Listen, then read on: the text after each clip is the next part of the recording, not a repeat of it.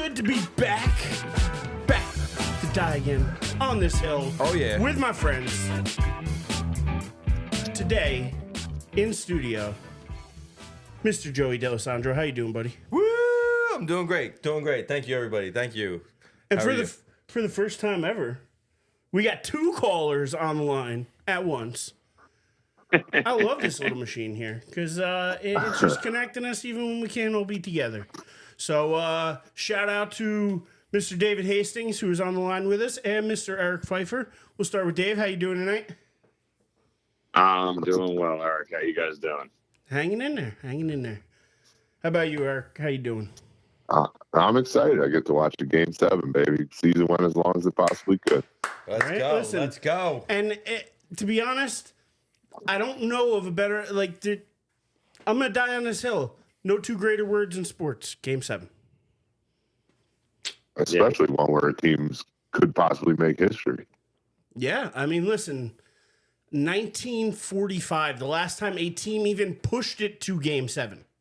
That's the last time it got pushed to Game 7. 42 was the last time a team won it. So, I mean, and we're looking at a really hot Oilers team who has now fought back from down 3-0. Yeah, Canada. It's too early to curse, but blank Canada. Anyway, good for them, though. I mean, listen, they got the number one player in the world, arguably, in Connor McDavid. They've been able to figure some things out. The only question I got for you is the only guy I think who hasn't given him much production is Draisaitl, right? Yeah, he got on the board. Not last game, the game before, I think. But Still not a lot, not as much production as you would hope. Him, yeah. Yeah, they're getting a lot of production from other guys. They are. And, it was somewhere midway through Game 3 was when they finally figured it out. And when going into Game 4, their top line still hadn't hit the score sheet yet. And then David has back-to-back games with 4 points. Right. And I don't know if you guys remember, but after Game 2, when we were pretty high on Florida dominating the way they were, somebody in the show had mentioned that Connor McDavid he's going to have at least 2 magical games in this series, and that can galvanize the roster. And I think that's what got us to this Game 7 was that he just put them on their back. And then in Game 6, the top line didn't score, but the depth did what they needed him to do. So it kind of worked out how that guy thought it was going to. That guy's so good, man. That's why he's a superstar. That's why he's the best in the game right now. Listen, that's why he's our analyst. That's why we got him. No, for real. Somewhere in that Game 3, Anderson figured something out, and it was midway through. And part of me thinks it's, Bobrovsky has been so good at that side-to-side movement, making those saves side-to-side, right? Not the whole playoffs. And I think when you get a goalie like that, he's reacting. So he's coming side-to-side, but he's also overcommitting to that. So what a lot of teams were doing against him was they were trying to score on that post. So if he's picture him on the left post, puck gets moved across the crease to the right post, his right post. He slides over and he's in position, and they're shooting that right post because they got him coming across the net. I think what Edmonton finally figured out was hold it for a second, shoot back across the grain because he's overcommitted to that right post. So then you shoot back to the original post that he was on, and you score a couple like that, you get him thinking, and now all of a sudden he's not coming across as fast. You're in his head a little bit. And I'd like to think that that's a little bit of what happened to where they were able to start finding the back of the net. And now now when the puck comes across, they're looking for open net, wherever it is, because he's not coming as hard as he was, which is one of the reasons he got pulled. Can't argue with you there. Yeah. Dave, what do you got? What do you got thoughts-wise on this series and what Fife's throwing out there? I think the other thing you've noticed too is that they're trying to get the shots higher. So they they're literally trying to lift the puck, where his strengths seem to have been, the lower shots, and that kind of ties into the side to side. I think they're also getting him up top as well, and Yeah, you got to wonder what's going through his brain right now, because it's got to be frustrating as hell to play as well as he played, and then these last 3 games have just been brutally rough. Absolutely. And, you know, I don't know if you guys saw that game 4, that 8-1 game, or any parts of it. But, man, Edmonton has added something to my bucket list. I would love to see a playoff game in Edmonton someday before I die, because those guys from goal 1 to goal 8 were just as hyped, just as energized. I mean, it was wild. Yeah, they got so much energy in that building. It's unreal. Like, you can feel it through the TV. It's crazy. And they got a bunch of characters, too, in the stands. I saw, so many people dressed up and whatnot.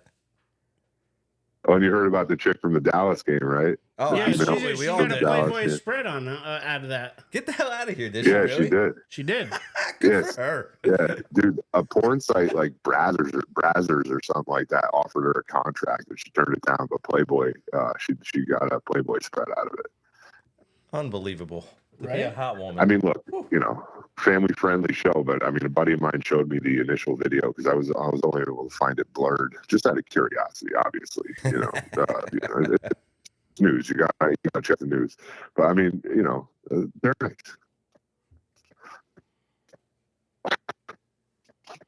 I think he got censored there. I think he got a little censored there. I just said they're nice. I wasn't, you know, nothing crazy, which is a little out of the norm for me, but they were nice. She was having fun and she owned it, and that's the one thing I'll take from it. If she didn't run from it, she's not out there even, you know, granted she's getting this, you know, Playboy spread out of it, but still that wasn't her intention. Like she said, she was at the game, she was having fun. It's something that happened. People can get over it. You know how many women have done that at concerts, other things? It's not that big a deal. That's true. But the fact is she's kind of galvanized the team a little bit. People get behind her. She's now a focal figure of the. She's now a super fan of the team because of it. Is she the grimace of Edmonton? No, because they still went down 3-0 after that in this series. So I can't say that it's because of her that they've turned it around. I don't think so. But you know, I think that, you know, Barstool's latched onto her. Other people have, you know, tried to, you know, and again, she's now going to be known as like the same way like Fireman Ed is, or in other places when they have famous fans. She's going to now be Oilers Kate. You know, Fire Tick Kate. I don't know if you. I think it's Oilers Kate. I think it's Oilers Kate is what I think it is. But either way. You know, she's gonna be probably somewhere in the stands in Game 7, I imagine. And you know, listen, it like you've pointed out and Dave pointed out, it's all about beating Bobrovsky.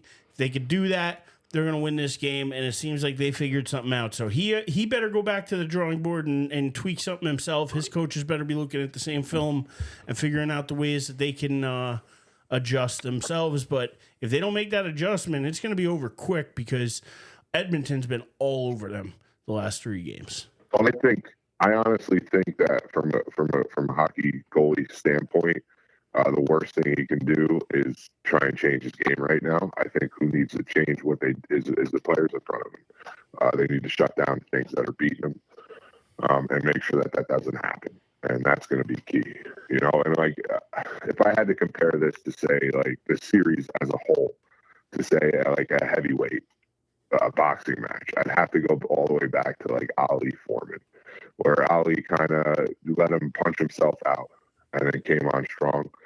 So when you come to Game 7, guys like to come in and they like to jab a little bit. I think that the team that comes out more like a Mike Tyson is going to be the team that wins this Game 7.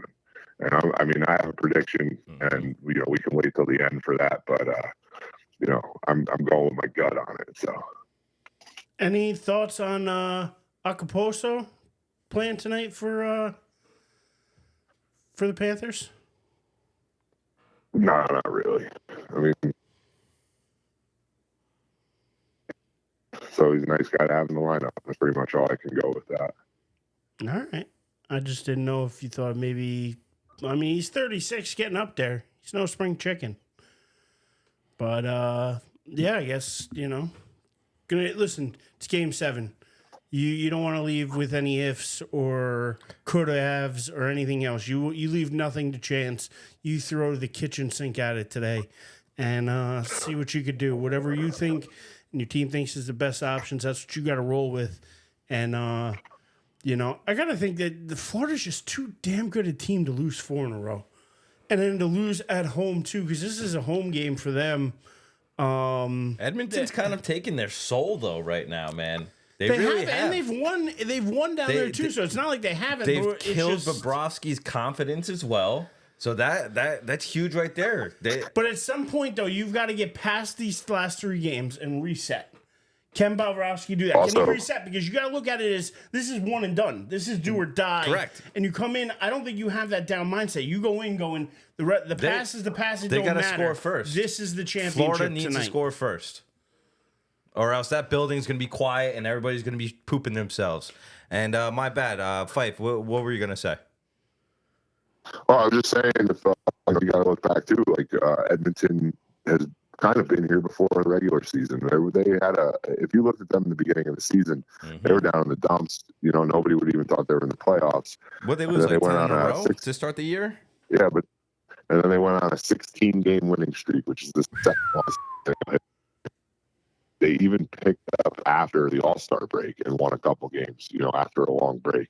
Another thing was that about Bobrovsky is all I'm saying is they can win all the games in a row, right? But they also didn't play the Florida Panthers 16 games in a row. So it's hard to beat them full-time. Bobrovsky, which is not normal for him, sat out practice yesterday. And I think it was just more of a which, I don't fault the team for allowing that to happen. To go to that point, that's pretty much what they did is they gave him, he took part in an optional skate though this morning, but yeah, they want to give him that time a little bit, I think, but they need to they know they need to do different things. And who's the coach there? Maurice, is that the coach? Who's the coach there? I honestly have no idea. Maurice. Yeah, Maurice. Because he said, "I liked his last game. Thought he was strong and solid. Now we were kind to him. We didn't give him a shorthanded breakaway to start the game. I thought that was good for us. Cut down on those for him. We give him a chance, and we give him a chance." Right. And that's what I mean when I say, I don't really think he needs to adjust his game. Like I said, as a goalie, you can't over-adjust, especially when you've played as well as he has throughout the entire playoffs. I think it's the team in front of him that needs to make the adjustments at this point. And again, we're in a one game. It's everything else that's happened is over. This is one game. That's it. And you got to go into it that mindset that this is one game. This is do or die. This is it. There's no thinking about a 7-game series now. It's one game. Everybody's had the same amount of rest from game 6 to game 7, and you need to go into it, and you got to lay everything out there. Lay down block shots with your teeth if you have to. That's what it's all about. I'm not kidding, dude. That's the team that's going to win. There's a team that's willing to sacrifice everything. Well, I'll tell you what. I don't know if you caught the end of, what was it, 2 games ago? The end where Edmonton was fighting, or I'm sorry, Florida was fighting back, and Kachuk. Was it Kachuk? Kachuk got saved the goal. Saved the goal, and then the empty netter. But then they still put it in. But I mean, that was just a hell of an effort to just make that one save. I mean, you can't. The rebound is the rebound. I mean, just to make that save, that's exactly what you're going to. That point is you have to have that level of effort tonight. You have to have that go all out at any cost, throw your body, whatever it takes. I mean, that was absolutely a whatever it takes moment there, and he did it. Unfortunately, the guy behind him put it in. Yeah. But, that's the effort you're looking for. We haven't heard from Mr. David Hastings too much. Dave, can we get some insight from you on this Game 7? I mean, it is without a doubt one of those games that you got to think to yourself, like, how could Florida end up losing a 4th in a row with how well they've played? Yet there's no denying that all the momentum is on Edmonton's side, but I just think that at some point or another, you have to think to yourself that, favor is going to turn back into the fortune of the team that started up 3-0. I could definitely be wrong the way the series has gone, but I I genuinely, I think it's going to be a hell of a game, and I do think that it ends up going to coming down to the final minutes. I'd love if it went into overtime. Oh, that'd be sick. Just to have a game 7 overtime just even makes it even more crazy. But yeah, I mean, I think it's going to be a hell of a battle. I think it's going to be a great game, and as Fife so eloquently put it, the season lasted as long as it could have, and that's freaking awesome.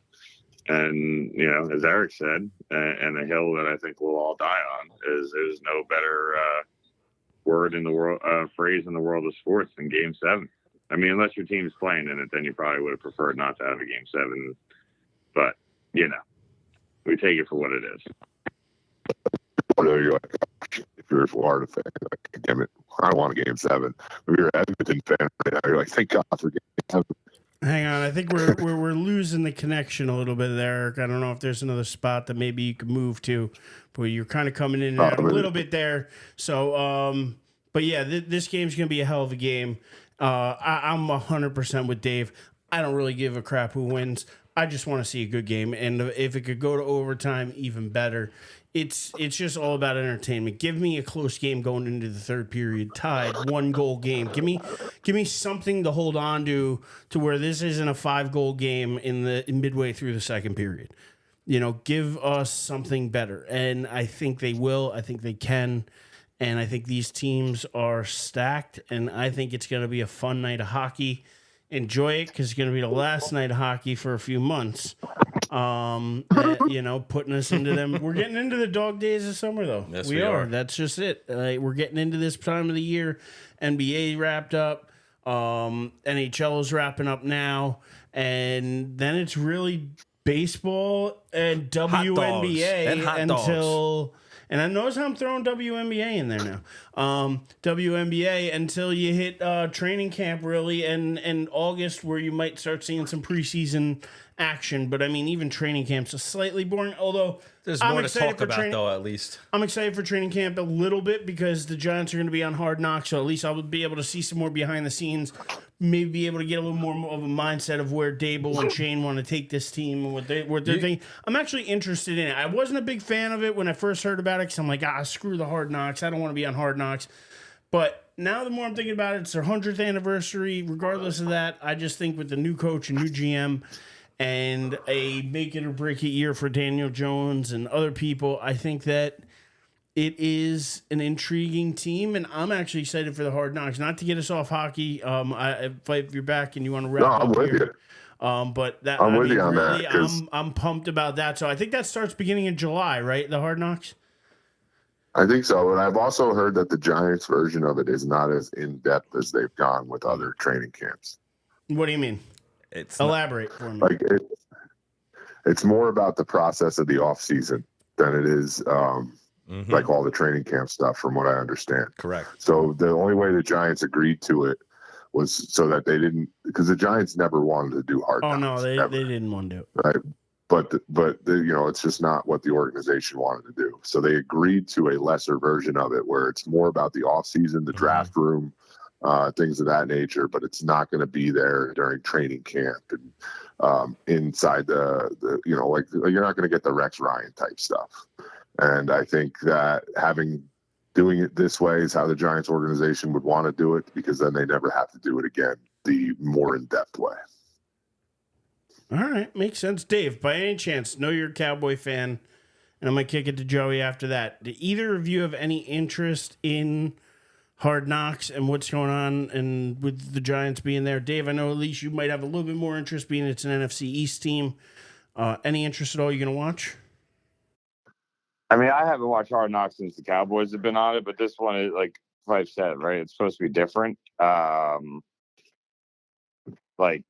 It's going to follow the beginning part of the off season.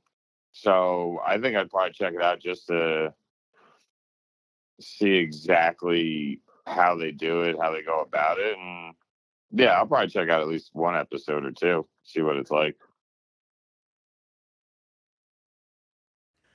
Yeah, I'm with you on that, Dave. For those that couldn't see on YouTube, I was showing my latest picture. If you know our fourth or fifth official host here, Louie. Janice got me a new picture of Louie dressed up as a New York Giant. It's awesome.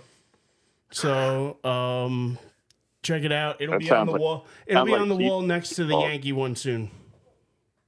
That sounds like PETA should be called for that. Dave.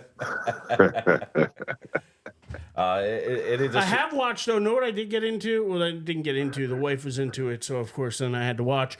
But the Dallas Cowboy cheerleaders, their TV show. I watched last competition, season. right? Yeah, their last season, the 2023. I just actually watched a few episodes of that this weekend. Nice. Not bad. They do a lot of nice stuff. Yeah, and your favorite part of it all was like the cheerleading stuff, right? Like The charity work, actually. I athleticism and appreciate all everything. the charities that they get involved in, They really, the way they go to the old folks' home and cheer them up, and the way they do a lot for the community. And that's what I appreciate most about the Dallas Cowboy cheerleaders. Good man. Is the amount that they do for the community. Oh, I thought it was just never mind. Dave, any thoughts? Haven't seen it, but I have seen like it, listed on Netflix. So I can't lie that it may be something I have to check out. All right. Yeah, that's where actually we watched it. It was Netflix last season. It was on Netflix. So just used to watch it when it was on. I think like it used to be on like CMT or one of those other stations on cable, but then now it's got pushed to Netflix. But yeah, give it a chance. I think I don't think you'll hate it. What about you, Joey? What do you think about Hard Knocks or the Dallas Cowboy cheerleaders? What are you watching? Which are you picking to watch? I'm probably picking the Dallas Cowboy cheerleaders. Not gonna lie. Honestly, though, Hard Knocks, I'm really interested with this. Like Fife said, they're doing something a little different. It's more about like the draft and the offseason. So because they haven't done that yet, that does interest me a little bit. I'm intrigued to see if anybody called them at the number 6 spot for, to try and move up. Like, did Minnesota try or anything like that? Did they try to move up to 3 to try and get Drake May? If so, do you hear what kind of package that they put together? So yeah, I'm a little intrigued by it. I am. I'll definitely take a look at it. But Hard Knocks is now basically doing the whole season. I think they're doing off-season stuff, in-season stuff, and training camp as well. So it's Hard Knocks all year round. No, but I in the NFL. don't think the Giants are the in-season one. No, I think they're there's not. 2 other No. teams, right? Like I said, they're doing the off-season. I think the Giants start the off-season. Yeah. Then they're doing in training camp, which is sometime in July as well. And then they do in season, which is like what they did with the Dolphins this last year. And then the in training camp, is that the Steelers or am I wrong on that? I think it's the Bears. Because I was going to say that during the I think it's season, the I think Bears. it's the Ravens and the Steelers. And I don't then know why. and then in training camp, I believe it's Caleb Williams and the Bears. Which, by the way, I'm anybody who hypes that up, you got to have your head examined. Because tell me the last time the Bears have ever been able to cultivate or Sexy produce, Rexy, bro. Sexy Rexy. There was nothing sexy about Rexy. To Rex go off Ryan of was to, sexier. about the Giants one too, to go off of what Dave and Joey were saying, like, you see a lot of armchair GMs out there, right? That are saying, "Oh, we should have done this. We should have done it." I'm very interested. That's what interests me the most, I think, is the front office stuff. So that's really why I want to see it, because I'm interested in how the front office, the inner workings of the front office. And then to top it off, to go back to the number 3 thing, I was saying all before the draft, all through the draft, I don't think the Giants ever had any intention of moving up 3 spots to get a quarterback. I think they were going to take the best player available at 6. That was their intention from the start. So I'd like to see if I was right. I just wonder if they're actually going to show you that, or if they're going to hide part of that process. I really hope because they they're do. not going to. They're not going to show everything. You're right. Only because they don't want to give away their strategies that they may use in future drafts to other teams. You know what I mean? Like that's the thing. Is like you're kind of. I get that it's a peek into that world, but I just wonder how much. Like I feel like that's why maybe the training camp stuff and the season stuff, you'll get more out of it because you're going to see like inner workings of the team more. You're going to see the coach, the players, or whatever.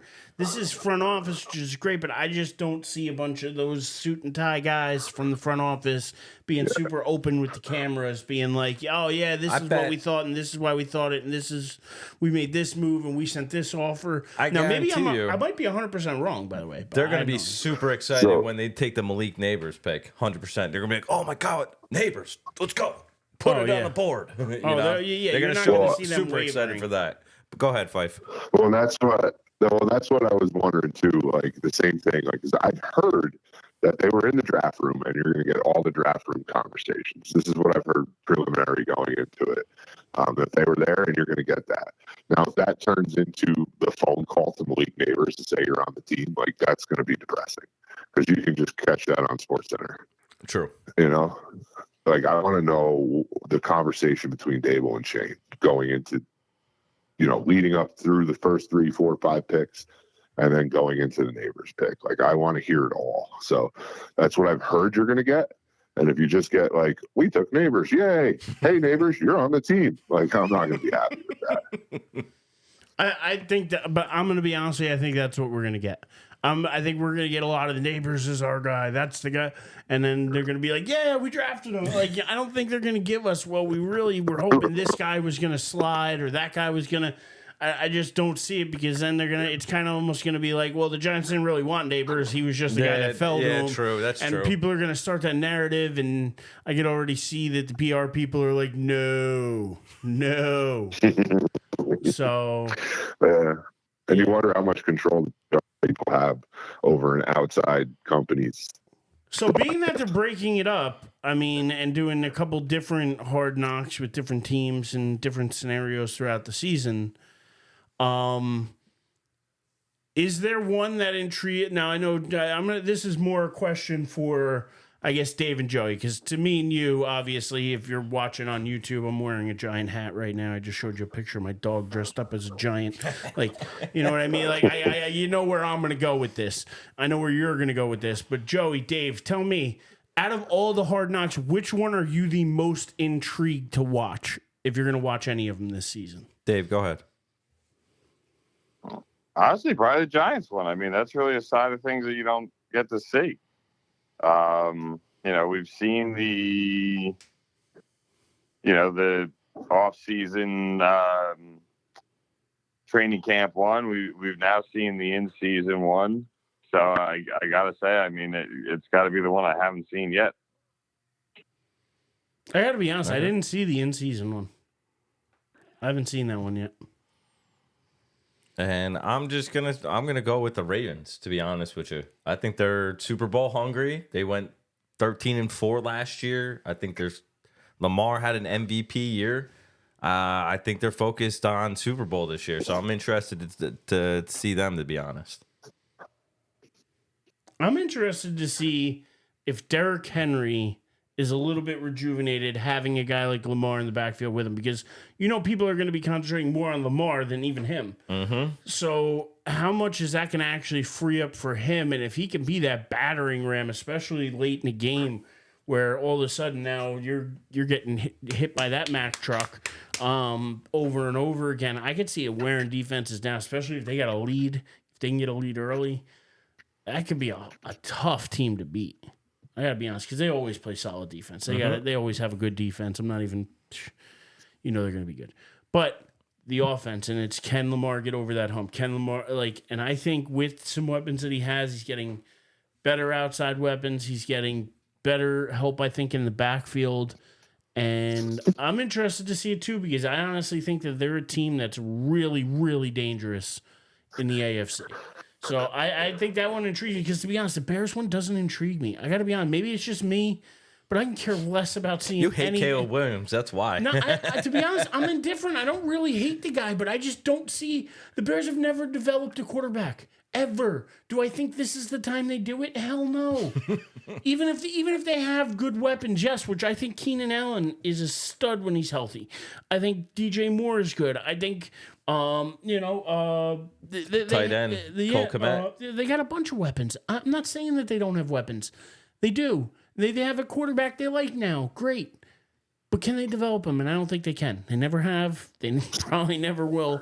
And to be honest, a preseason guy, what am I going to watch him throw 4 passes and then go back to the sideline? So they don't play anyway. So,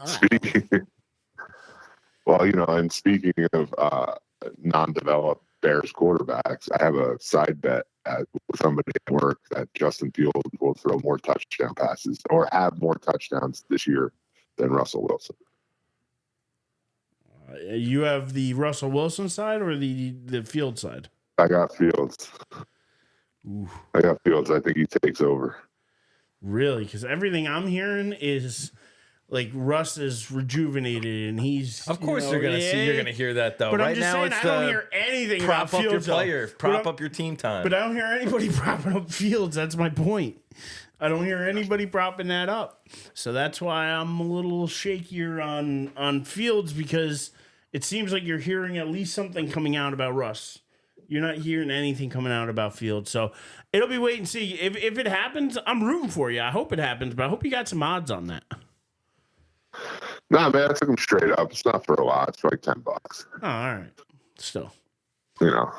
But I just think he's going to, whether it be through injury or fear of Tomlin not going 500 or better, I think that they go with the young kid with the legs at some point. I'll tell you what that is, and I absolutely hate to admit it because you guys know my distaste for Deshaun Watson and the Browns, but that's a really tough division, man. Best division of football right now. Especially with Burrow's coming back, Cincinnati's gonna be pretty good. Didn't all the teams last year finish above 500? I think so. But again, I could see it happening again because they're gonna beat each other up for sure, but at the same time, they're going to beat a lot of other teams in other divisions too. They are. So I think that you're looking at a lot of winning teams in this division, and probably one of the toughest. So that's why I'm actually intrigued. Outside of the Giants one, intrigued probably the most by like what you were saying, Joey, of the Ravens, because I think they have that type of talent to make the next step. Awesome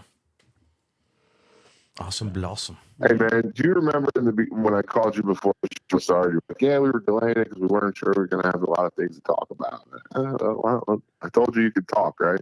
Yeah, but again, there's some things that I don't know if you guys are going to want to talk about, and that's where I don't know how long it's going to go. Because that brings me next to the next thing is, you talk about entertaining, you talk about entertainment. Did you guys happen to catch any of it? Because I'm pretty sure it set more records this weekend, and both women did absolutely phenomenal. But did either of you check out the Clark versus Reese battle? Let's go, Angel Reese. Did you even look? Maybe the highlights even? Did you catch any of it? She's a dog, baby. She's a dog. I was just going to go real quick, just let you know, I didn't even watch a single second or highlight of the NBA playoffs. So why would he watch the WNBA? That'll tell you Maybe the WNBA intrigues him more, though. You hear so much about Caitlin Clark. You hear so much about what's going on. Sometimes your curiosity just piques and you're like, you know what? Again, not that you guys sit down and watch a whole game, but maybe you read an article. Maybe you catch some highlights. Listen, you're a sports savvy guy. I'm pretty sure that you knew the name Caitlin Clark, whether or not you've watched a WNBA game. Yeah.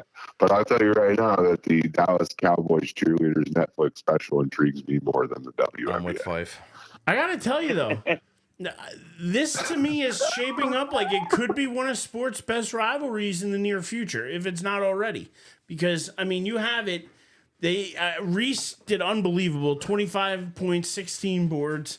Clark had 17 points, 13 assists. Like, both girls played really well, or both women played really well. And, they're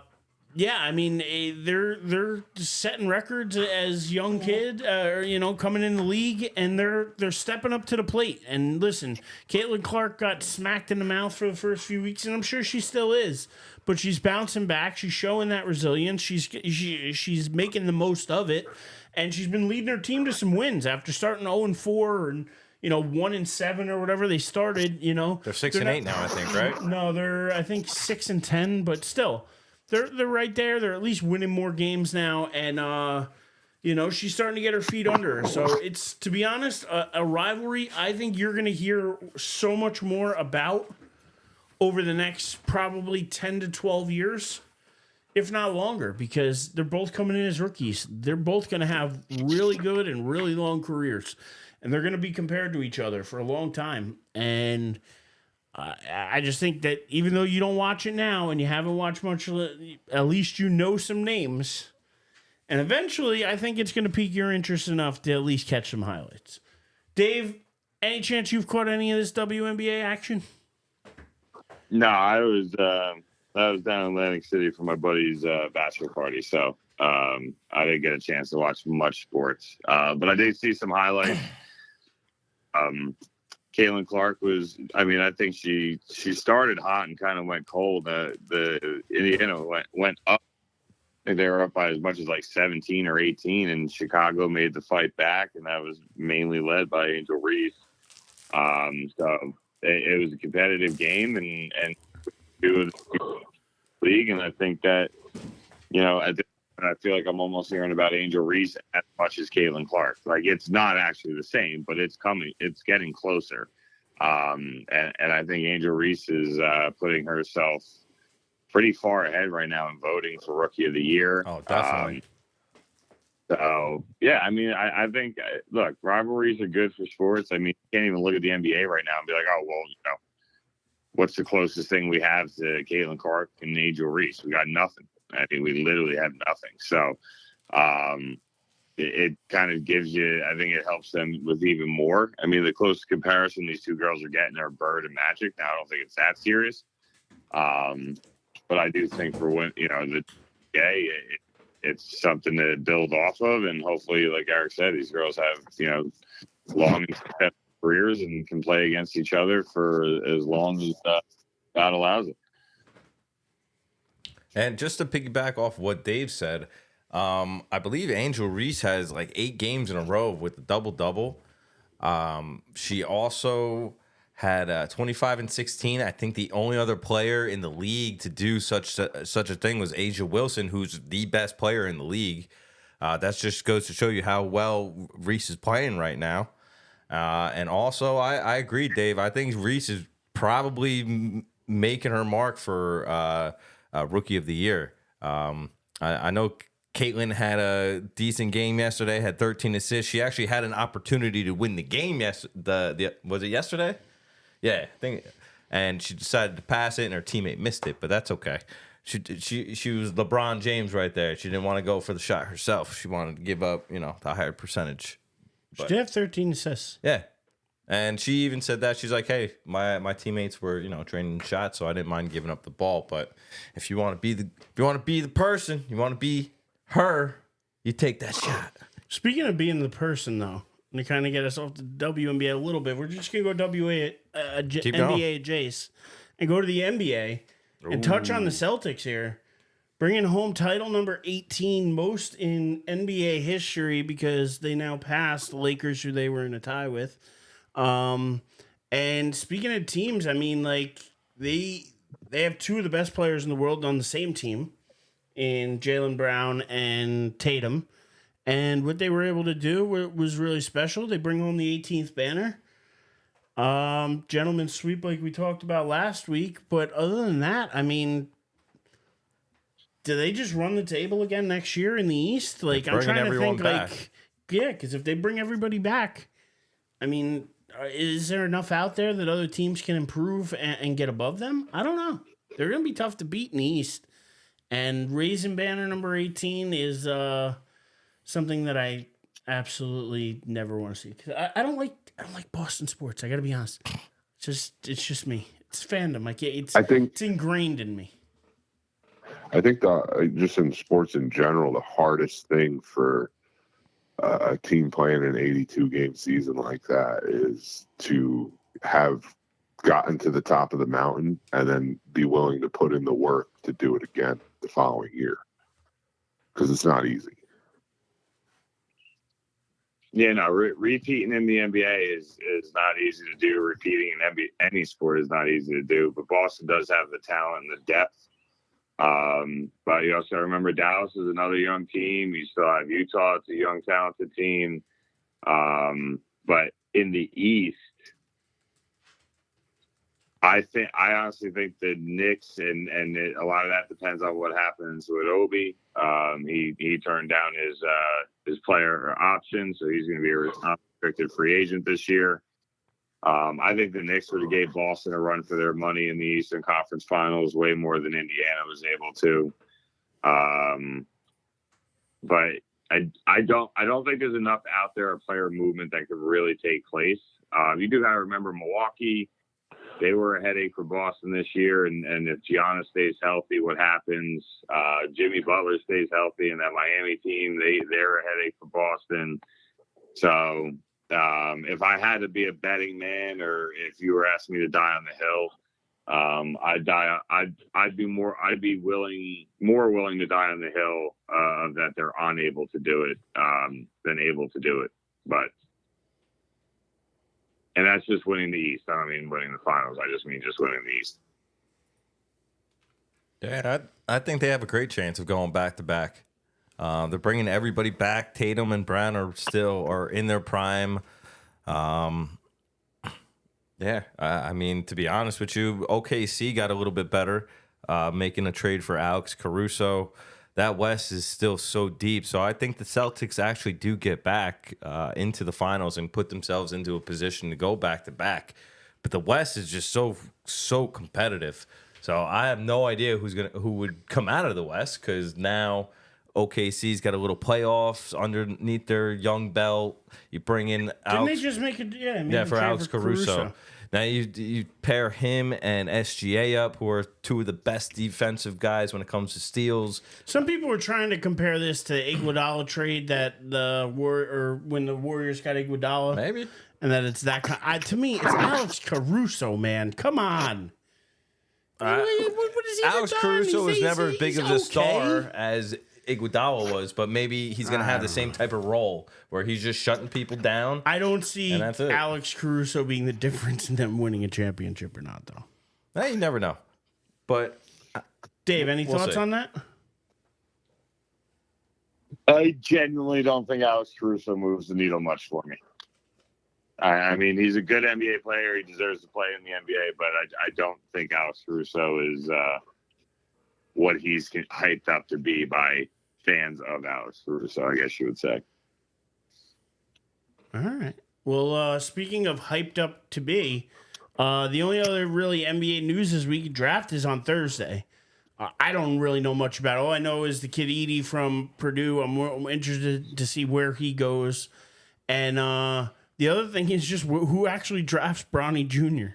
or, Bronny James. Because to me, that's still the most ridiculous thing in sports. He should not be coming out of college. He's a guy who averaged less than 5 points a game and barely played when he was at USC. Nobody on the planet thinks he's one of the best 80 players in even college basketball. Why would he come out for this draft other than the fact that he's just going to play with his dad and somewhere? So outside of the Lakers, is there any other team that Bronny James could possibly go to? Oh man, so I think somebody's going to take a flyer on him, but I don't picture LeBron going to that team in the first year. A flyer in the second round though? Got to be, right? Yeah. Because they're saying possibly pick number 55 to the Lakers. Hey, I'll just be happy for the kid if he gets drafted, because like you said, he didn't really have a great collegiate career. This is to me a little bit of I have a little bit of an issue, because I have no problem with fathers and sons and people playing together. When you have Griffey Sr., Griffey Jr., doesn't happen that often though. Was great. Bonds, Barry Bonds and his father, you can have great father and son pairs in sports. I'm not saying you can't. But Bronny James isn't great. He's not very good, to be honest. And he's pretty much... so few people actually get drafted into the pro sports in any sport. Whether we're talking football, basketball, baseball, it doesn't matter what it is, it's hard to get drafted. 1%. he was gifted that 1%. If his dad was not LeBron James, he would not be going to the NBA. He wouldn't even be at USC. So this to me is something that, like, I'm just like, this kid's just getting free money. This kid's getting a free pass. This guy is getting a dream of a lifetime that most people kill and work their tails off for. And I'm not saying the kid didn't put in a lot of work playing basketball. I'm sure he did, but he's just not very good at it. He's just not. He'll smoke you, Eric. I know that. Yeah, but I'm no good at it. But I'm self-admitted no good at it, and I'm not trying to get drafted. This to me is just a little bit of like, I just got to be honest. I got a little bit of an issue with that because it's just, to me, it's not right. At least be good. If he's good, I got no problem. Speaking of good things, on that note, we are 60 seconds from national anthem time. Do you guys have predictions for tonight's Game 7? I'm going... I got to stick with my original pick, I guess, of Florida, so I'm going to go 4-3 Panthers. With a score. I'm rocking Edmonton still. I've been on them. I want Connor McDavid to win it, so I'm going 5-2. Let's go, Edmonton. Dave? Give me... Oh, give me... You did pick Florida. I did pick Florida, so yeah, you're gonna have to give me Florida. You don't have to do it that way. It's one game, man. The rest don't matter. We talked about it. One game, it don't matter. I'm gonna do it. Give me Florida. Doing a score prediction 4-3 in overtime. Both of you 4-3. I went 4-3 regulation though, so he's a little different. All right, so I think that the hardest task goes to the Florida Panthers. I think that Edmonton has been able to, for the last 3 games, play very loose and not worry about anything. You got one game to do it. So they've been there now 3 times in the series and pulled it off. I think the hardest thing for Florida is forgetting the past 6 games. Not only that, but forgetting the fact that they were in the finals last year. It all needs to be outside of their heads. There can't be any inkling of that in their minds when they play this game. But with that said, I still am going with Florida to win the game. And I'm going to go 3-2 in overtime. Hopefully not double overtime. All right, so Joey, the only one sticking with the Oilers. Let's go, Canada. Let's go. Blame Canada. Yeah, what is that sound? My guts, my heart's been telling me Edmonton, I'd love to see them do it, but my gut's telling me Florida's winning this game. I got a big gut.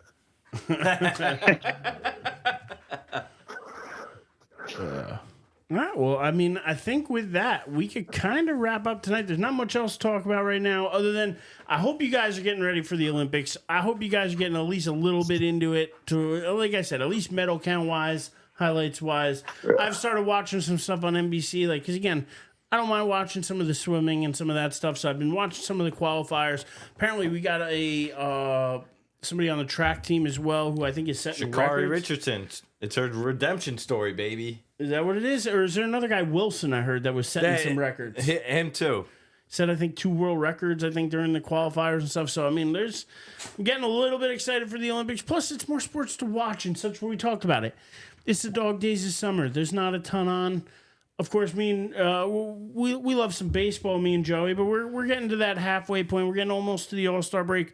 I talked to Joey earlier about maybe not talking too much baseball today. Maybe we'll do something baseball-wise, because I don't want to bore Dave and Eric off the phone, off the line here. but I'm getting pumped for the Olympics. I hope you guys are too. Look, and if you're looking for something to watch, for those of you who enjoy the World Cup every 4 years, the Euro Cup is currently underway, which is also a very fun tournament to watch. And the Copa. In soccer. The Copa is going on too. USA, baby. US won the other day. 2-0. So we got some stuff to watch. America. Canada. Well, you can't watch America in the Euro Cup, unfortunately. But again, it's a fun soccer tournament. I enjoy watching soccer games. And speaking of America, I really hope that the Florida just Well, you got censored by Edmonton there. Oh, my bad. All I'm saying is I hope the Florida Panthers fans show a little bit of respect to the Canadian national anthem. I don't know if you guys heard, but the Florida Panthers fans booed the Canadian national anthem, and I think it was Game 5. That's terrible. So then the Edmonton Oilers fans then booed, which doesn't generally happen in Canada, then booed the American national anthem in Game 6. So I'm hoping we can put all that behind us. Did not I think know that's that. an ugly thing. I'm I changing think my it's a very prediction. ugly thing. I'm on Well, Florida's side now. They responded, they were wrong first. Two wrongs don't make a right, but what can you do? Very true. But I just feel like it's a very small story, but it adds that little bit of nonsense that we don't need to sport. Won't disagree with you on that, but And with that, I think it's time that we all go and watch Game 7 Oh, yes. and enjoy our last night of hockey for at least a couple months. Because they don't start up again until what is it now? I think it's October. October It's is either when they late start, September or or is it early like- October. Yeah, somewhere around there. So 2 months off or so. Yeah. So that it's a weird time in sports because then we hit that one day in July that when the baseball's on the All-Star break, ESPYs. the are on. ESPYs, it's the only day. It's like one of very rare days we have no sports. But what I'm hoping though is we're gonna have the Olympics at that time too. So at least we'll have something to tune into. And listen, if nothing else, the world, the Olympics, things, the World Cup, things of those nature, bring the world together to share one thing that we all care about every day here.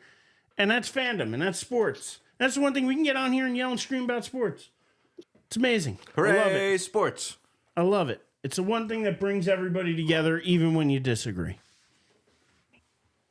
So with that, well said, Eric. Dave, why don't we tell everybody where they can find you? At David Hastings 23 on Twitter. And at D Hastings 23 on Instagram. I don't know. I never remember. So going exactly to that though, people should like, subscribe, follow, share, do all the fun things, right? Isn't that what a friend of ours used to say? Do all those things to help us out because it's free. Hit a like button. Doesn't cost you anything. Takes 3 seconds. Hit a like button. Hit a follow. Hit a share. Why not? If you like what you're listening to, share it out. Even if you don't, who cares? Send it out to people you don't like. We'll take anybody. Hey, But yeah, follow us on Instagram or you're on Instagram.